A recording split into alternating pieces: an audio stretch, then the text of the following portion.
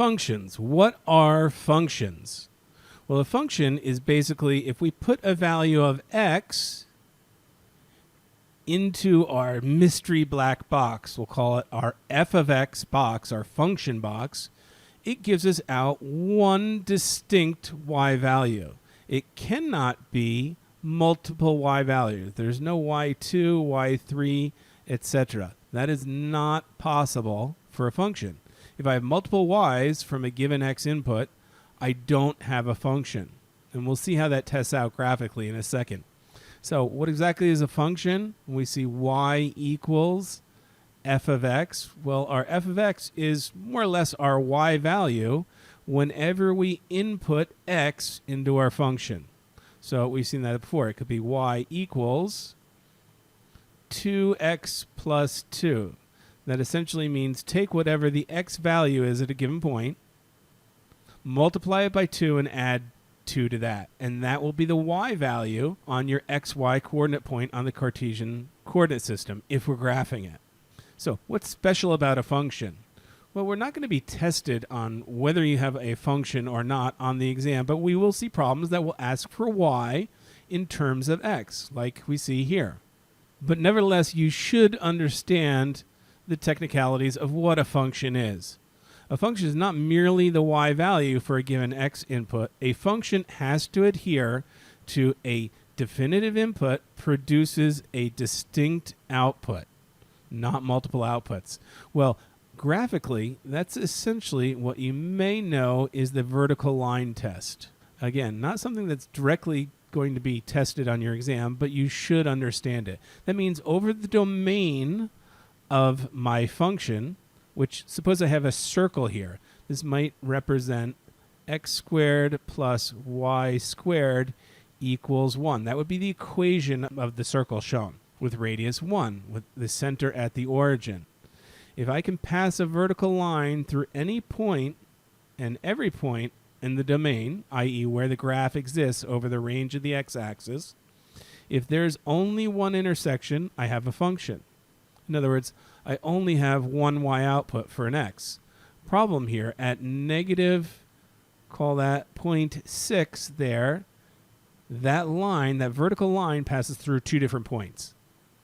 It's not a function. There are two y outputs for a given x input. In fact, we say a circle is not a function. It fails our vertical line test. It has more than one intersection pretty much everywhere over the domain. Well, what about, say, a line? What if I had a line? Is that a function? A line, if I pass vertical lines anywhere where my line exists across the x-axis, its domain, there's always only one intersection. So that passes, it checks our vertical line test. A linear equation is a function. And that's technically how we define a function and what it is. Imaginary functions, they are so cool.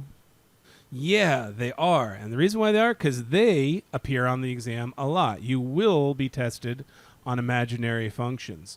So what exactly is this problem? What's going on? A at B.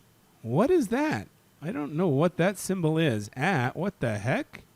I know what some operations are, like multiplication, division, addition, subtraction, squaring, taking the square root, so on and so forth. But what the heck is at? Well, it's an imaginary function. I'm making it up. I'm defining it here. If I have some value before the at symbol and then some value after it, it basically says double the value after the at symbol, the b, which is after my operator, my at, and subtract from that 3 times the value a, which is the value before that operator, the at symbol. Okay, so let's see that at work in an example. 2 at 3, what would that be?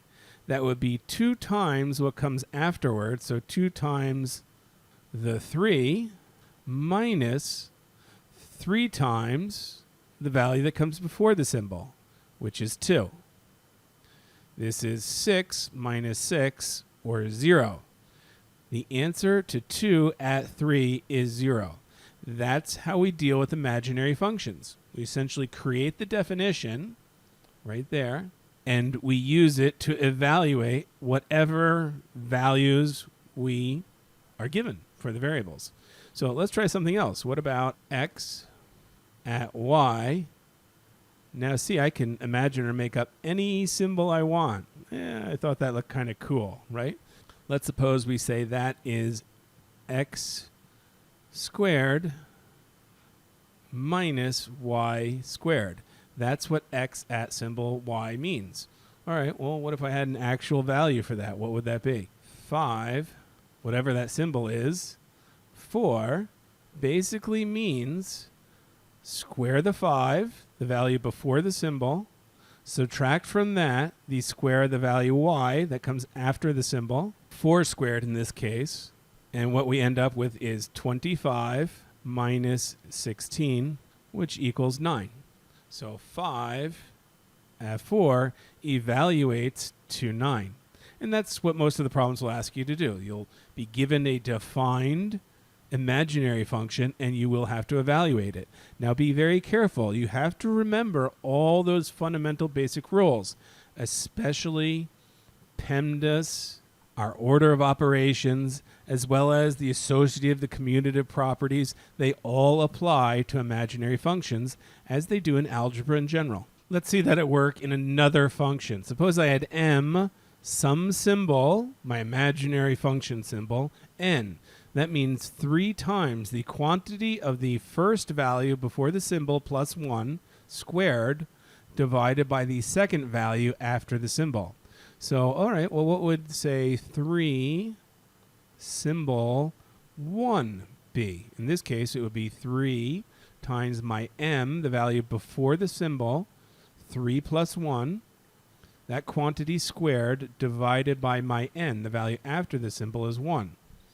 Well, okay, I have to do my order of ops. I have to evaluate the parentheses first. So it's going to be 3. 3 plus 1 is 4 squared over 1. Now I'm going to evaluate my exponent next. 4 squared is 16. 3 times 16 divided by 1. Now I have multiplication division, which are evaluated at the same order, essentially left to right.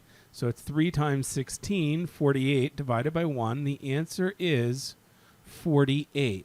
Again, be careful to watch your PEMDAs. All right, what if I had embedded functions? Y star z equals 2 times y plus 2, the value before the star, divided by z, the value after the star. Great. I think I understand that. What if I'm given 3 star parentheses 5 star 2? Well, okay, there's an embedded function. Again, I first need to do the parentheses. That's what I'm going to evaluate. 5 at 2. So let's kind of look at that up here separately. 5 star 2 means 2 times the value 5, what comes before the star, plus 2, divided by z, the value after the star, which is 2 in this case, right? So that equals 10 plus 2. Essentially, my numerator is in parentheses, so I'm going to evaluate that first. That's 10 plus 2 is 12 divided by 2. That's 6. All right, I can take that and plug that back into the rest of my function. I started with my parentheses. I evaluated it to 6. Now I have 3 star 6 to evaluate. Well, I know that. It's the same exercise. I'm just going to do it over with the new numbers. It's 2 times the value before the star, which is 3, plus 2 divided by z, which in this case, the value z that comes after the star is our 6. So I divide by 6. 2 times 3 is 6 plus 2 is 8.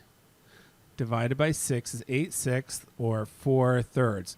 My final answer for the embedded imaginary function, a format you'll often see, is 4/3.